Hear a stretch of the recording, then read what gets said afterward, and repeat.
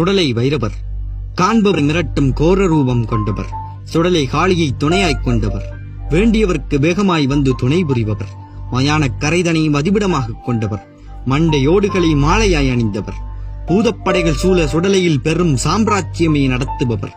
சுடலை சாம்பலை உடலில் பூசிக்கொண்டு ஆழ்ந்த தியானத்தில் அமர்ந்திருப்பவர். இவரது அனுமதி இல்லாமல் யாரும் சுடலைக்குள் கால் வைக்க முடியாது. யமதர்மனின் கணக்கை கூட மாற்றும் காலனிவர்.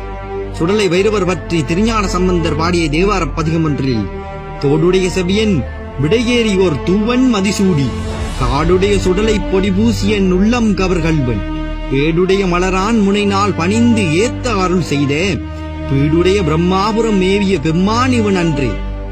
அதாவது சுடுகாட்டில் உள்ள பிணங்களின் சாம்பலை பூசியவராகவும் தனது கையில் உலர்ந்து வெண்மை நிறத்தில் காணப்படும் பிரம்மனின் கபாலத்தை ஏந்தியவராகவும் தனது உடலின் ஒரு பாகத்தை உமை அம்மைக்காக ஏற்றவராகவும் பூதங்கள் சூழவிருக்கும் பெருமான் அனைவருக்கும் உயர்ந்தவர் என குறிப்பிடுகிறார்.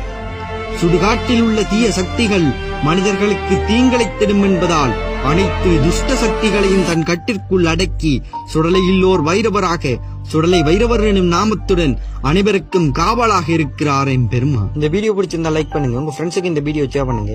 இதே போல பல தெய்வங்களின் வரலாறுகளையும் தெய்வங்களின் தோற்றங்கள் பற்றி அறிந்து கொள்ளணும்னா நம்ம Facebook பேஜ் ஃபாலோ